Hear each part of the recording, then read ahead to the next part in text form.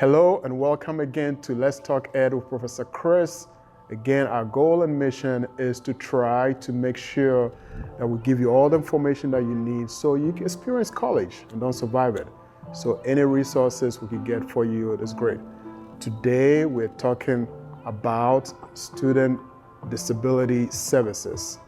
It's one of the key areas for anyone who has any type of disability or needs help in any way, where to find the resources, how we can help you so you can also experience college. I am very happy to have here today with me from the Student Disability Services Center, Ms. Angelita. Please, again, if you haven't subscribed, please do subscribe and welcome again, Angelita. How are you doing? I'm good, how are you? I am doing great. It's great to have you here with us. So let's start with the very first question that I usually ask all my interviewers is, Student Disability Services Center, great place. When you were in college, did you always envision yourself working at a Student Disability Services Center? No, I knew that I wanted to help individuals in some kind of way that had different medical conditions. My first thought was I was going to be a clinical psychologist and I was going to spend most of my days one-on-one. But I think over time I realized that I was interested in helping students in a broader way eventually and being able to help with policy and advocate and teach others on different administrative levels how to provide the best resources to students. That's good. Well, so I'll be very honest with you. My whole experience with Student Disability Services Center, and you know, 3 different colleges, it's kind of what my background has been with helping students. The only time I think about that is during exams. And I'm sure you know where I'm going with that. Every time, and I've had incidents, actually one of my memorable incidents as a student in my class during exams who literally collapsed out of, I guess, anxiety or exams. And that was very terrifying to me. You know, it happened and all the students, you had to get everybody back and say, okay, calm down, everything will be okay. Took her out to make sure that she was okay. And then we found out that she just couldn't take exams in that environment. And that's when somebody said, well, you might want to talk to the Disability Services Center, right? So that's kind of I was like, oh, okay.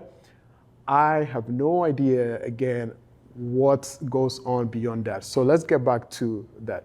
What are some of the services you all provide for students? I think a lot of faculty members, their first experience with our office is with testing accommodations. Right. Because it's a pretty blanket accommodation for a lot of different conditions. We're able to provide that separate environment. We have multiple testing rooms across different campuses. We can have that distraction reduced environment. Students can space out. They have different software they can use on the computers. But we do provide a lot of support services within the classroom as well. So certain students need preferential seating. It might be closer to the instructor or near a door. So we're able to tell the instructor ahead of time to reserve a certain spot in the room. We provide sign language interpreters in the classrooms for our deaf students. We also have equipment where we put cameras in the classroom so that way any visually impaired student can zoom in on different material that might be necessary. There are students that sometimes use special software within the classrooms as well, and so while the laptop may not be given to that student, they can use it in the classroom and access the software that's on our network through there. So there is a lot of different types of accommodations. I can think of, since we've been online a lot more, some of our asynchronous classes, we've been able to have our sign language interpreting team go in, find recordings that instructors have put in, interpret the recordings, put it back up, and then notify students. And so we're providing access in that way as well. Okay. So this is something that is very challenging to me in terms of if a student has a need, what is the right term to use? You don't want to call somebody disabled, right? And that's what I've always struggled with. And I've had students in my class, who say, Professor Chris, I'm not going to be able to take the exams with everybody else, or I need to have more time for my exams and I have, the permission slips. So in my mind, I'm going, okay, what is wrong? But I don't want to term them as, what is the right term to use for students in need? Yeah. When they're approaching you like that, you can ask them, are there support services that you need? Okay. There's different support services across the college. If they're not directly telling you that I need to go to DSS to test, I always go down the list of, well, do you need ILC services to prep for the test beforehand? Or, have you considered going to the DSS office because you might need some testing assistance? I go through all of the different support services and then let them guide you as far as how much more information you go into. And so, I think a lot of students will come out and say, okay, I need some testing services, DSS. You can give them the contact information, and then we can get in touch. Okay, no, that's good. So what about students who need the help but don't know that they need the help? How? Sure. Yeah. A similar approach, but I think most instructors go over the course syllabus during different parts of the year and kind of reminding about rules, and then also different the support services across the college, in reminding them of those, kind of going over the ILC, the DSS, maybe the STEM Center, whatever is appropriate, and saying, have you taken the time to look into these resources? Because you certainly don't want to make an assumption that they need one over the other, but continuously putting that information in front of them. Okay, all right, very good. So the situation that I kind of touch on with, I think that is more anxiety, right? With the student that wasn't able to take the test in that environment? Is that anxiety? It might have been. Okay. It could have been potentially a number of different things, okay. but maybe. Right. And that's kind of what I was gonna, in your situation with, and I've interviewed the ombudsman, right? And I've interviewed the counselors, and they've kind of all defined or discussed the different areas where they help students: stress, depression, and disability. Do we count those if a student, because I see stress and depression as temporal, right? Is that a good way, not necessarily permanent? So, but would you help a student that is maybe, we're getting close to an exams and say, well, I'm stressed, I'm depressed. What is the right place to send such a student to, right? So it could go a number of different ways. And so certain mental health conditions are temporary. Some of them are long-term. Some of them come in waves. And so you can't necessarily predict when some of it's going to happen. And so we do have coordinators who provide academic support counseling, not mental health counseling. So we do refer students to the wellness counselors when necessary. We have documentation on file for students, so once we build that relationship, we may know the name of their provider and be able to say, hey, have you talked to this person? We also get some documentation that might help us with understanding some of their coping mechanisms, and so working with them to just remind them if it's in the moment, but our office doesn't provide that immediate mental health counseling. Okay. We can help with de-escalating any concerns that come up because it's academic stress that's come in, and helping them with organizing and trying to make sure that they're prepared for their exam. Okay.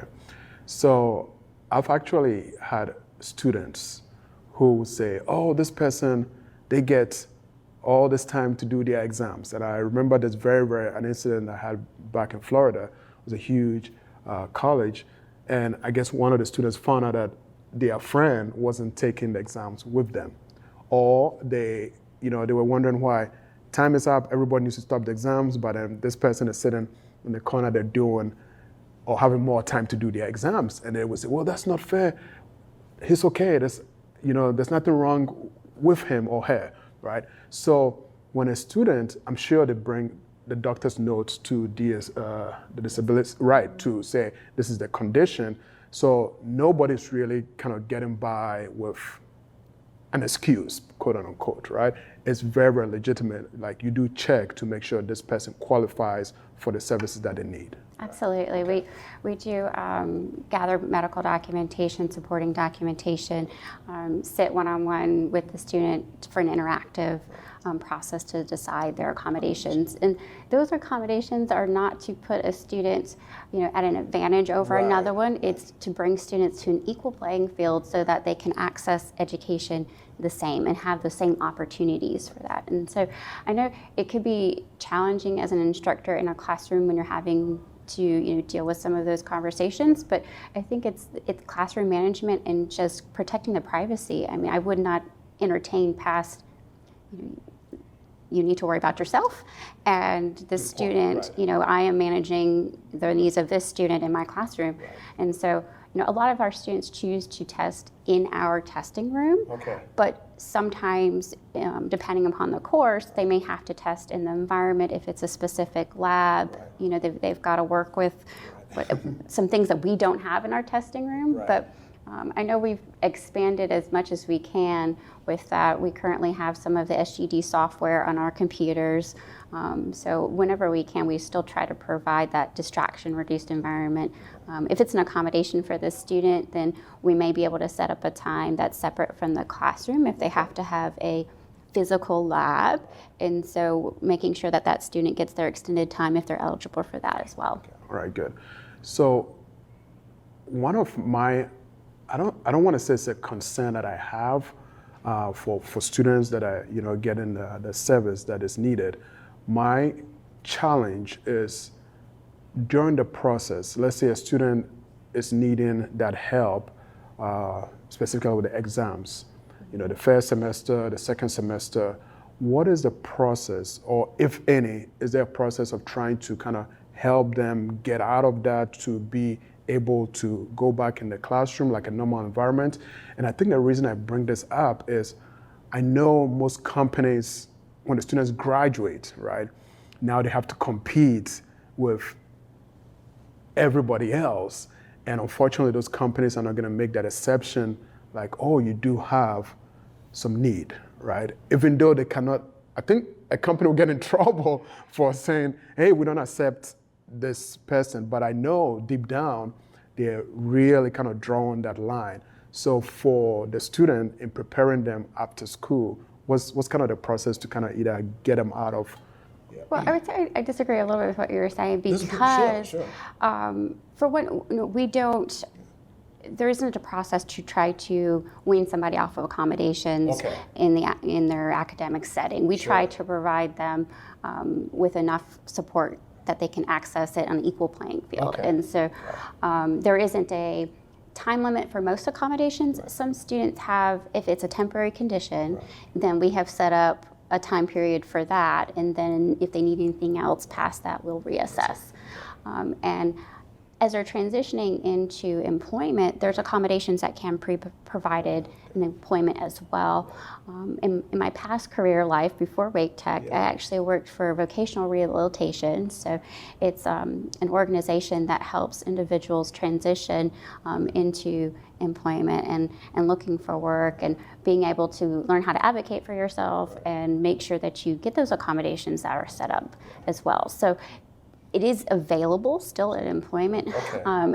It's just very confidential. And so I think a lot of people probably don't know that some of their colleagues, are seeking services because it's private, it's for them, and it's available as well. So it's not just in the post-secondary environment or learning environment, and we don't look to wean somebody off of it because, we've determined that they need this and they're eligible for it. And if anything, we're looking for ways to make sure that they have access not only to the academic activities available, but to the non-academic activities available too. So for example, I can think of if a student wanted to attend a basketball game and it was a deaf student, they could ask for an interpreter to go to that event. It's still a social event, but we want to make sure that they have access to that as well. That's great. So I'm very, very happy that you kind of corrected me because this is new to me, just as it is with, again, hopefully for my students too, and that's why I'm very happy to kind of have you here. So by all means, this is all my ignorance, but also to kind of learn during the process. So thank you very much for all the help. I think what I've learned again, I open up by saying, when I think about your services, there is just one specific group of people that I think of, but I'm very happy that you did point out all the different areas in which students could get help. What is something that you could say to encourage students? Again, maybe not knowing that they even need the help, what is the best way to kind of encourage students to, or maybe even is it a process of me just, if I'm not sure, can I just come and get an evaluation or to check to see if I do qualify for the help that you all have? So we don't do evaluations in-house. Okay. We do keep a reference list of different people in the community who may provide evaluations on a sliding scale fee. We haven't vetted any of those individuals. It's just more resource information. So if a student hasn't ever been evaluated, we are more than happy to try to guide them to the right place. And sorry, I lost my train of thought. You asked something else. Yeah, well, just talking about just motivating and encouraging. Oh, yeah, yes, right. I'm sorry. You're good. So as far as motivating, I think sometimes students come from secondary education. So they were in high school and they had IEP services, 504 plans. Their parents helped them with advocating for those services. And then they transitioned to post-secondary, wanting to try maybe their first class or two without services, and get to a certain point and they realize, wait a minute, I need to get connected. It's never too late to get connected with our services. And so if you've missed that beginning window, or the fall semester is August, it's super busy, please still come to us. We are constantly taking referrals and looking through them. It's a little bit faster when we're in the middle of the semester to process referrals. During the beginning of every semester, it probably takes several weeks longer because everyone is coming in. And so, whenever you're ready, come to us. We're here and we want to support you. And we're looking at different ways to continue even online supports.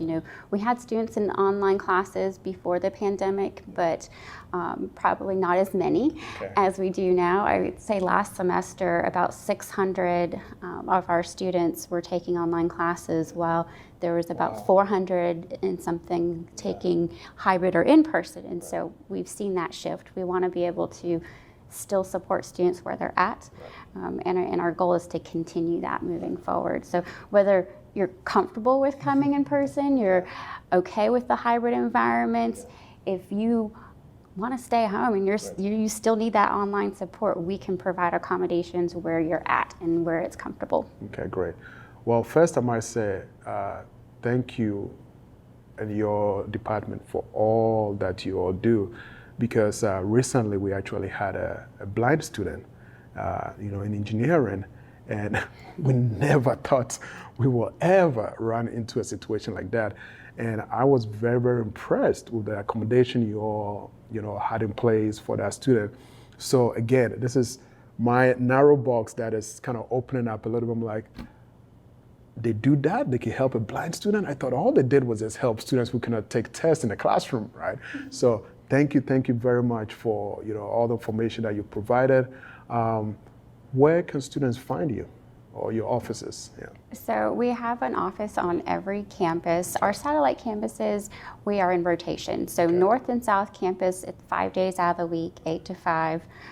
We are not in student services on both of those campuses. I think when they were being developed, we were not in that section of the organization chart. We were in curriculum, but now we're over technically in student services. So in South Campus, we are in Building A. We're in a private suite, Suite 138. On North Campus, we're in Building F, and we're pretty much the only thing on that floor, for the exception of some offices for the instructors there. So come see us. We are going to have an office on the new campus that they're building. We're going to be located in student services on that campus. We're also At RTP, we do have a private designated office there, and we have nice testing space there as well. And we're on the second floor in Building 1 in the corner where the building meets. Do you have any help for students who, in the middle of exams, said brain freeze? I can't think of. It's having a brain freeze. Yes. If there's such a thing. Yeah, some students have breaks as an accommodation, so they're allowed to take that. And so if it's one of those students who maybe needs that few minutes, then we allow them that accommodation. We have great assistants and proctors that provide that support just to encourage students. Right. So, it might just be stepping out for a moment and having a little chat, saying like, do you need to get a glass of water or something, and come right back. No, that's a very good point, and I'm going to share a very quick story with you here. When that incident with my student happened, when she fell, I didn't realize. I know as a student, I get terrified of an exams, but I didn't really think it will escalate to that point. So when that incident happened in my class, I, after the exams, went back to class and I said, guys, honestly, the exams is not the end of the world, right? Because now I started thinking about what can I do as an instructor to make the environment a little more good, right? So the panic, it is, you could tell, students are okay coming to regular class, but then when it's an exams, it's like, okay, the room is cold, everybody's getting ready. So I will actually, in this one incident, we were getting ready for another exams, and I said, guys, if you want to take a few minutes to pray or to relax. And one of my students actually looked at me and said, Professor Chris, is the exams really that bad that we have to pray? You might have stressed me out a little bit. I was like, wait a minute, is this a really hard exam? That's exactly where that went. So I was like, no. And actually, it ended up being a very good icebreaker to, the exams, because everybody, just laughed. And I said, what, that's a good thing. So I will actually always share that story. And it really, for instructors, I think that's something that they also need to, remind themselves of, that it could be a terrifying moment, right? So anything, and really from that point, I would say, I'm going to give you 2 minutes, just deep breath, relax. It's not going to be part of the exam time. I'll give you the time for the exams, to do that. Something I've been sharing with the faculty. But again, thank you all for all that you all do. Any closing remarks that you have for students? In relation to what you were just talking about, I'd say it's always a good idea to help support, students in providing some kind of general comfort or tone in the classroom. I would say, to instructors, don't ever make the assumption that one or two of your students who have accommodations in your class has it because of any particular reason, because it could be a number of different conditions. So it may not be anxiety, it could be some physical condition, they may have a seizure disorder.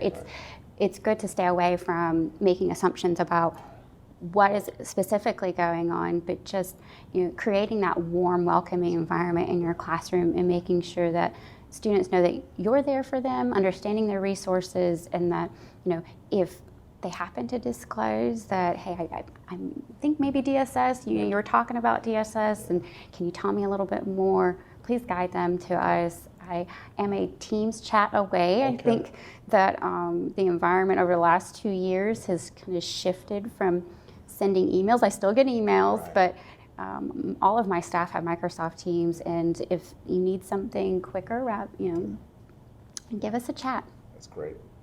Well, there we have it again, another edition of Let's Talk Ed with Professor Chris.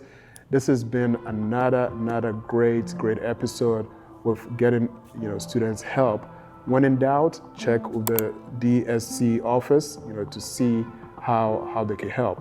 If you have any questions, please send it to me, and I will get it to the DSC office as well. DSS. DSS, thank you. Angelita, great having you. thank you again for sharing, really not just for the students, but I've learned during the process as well. So Thank you, it's been a pleasure. Thank you. We can do a handshake too if you want, yeah.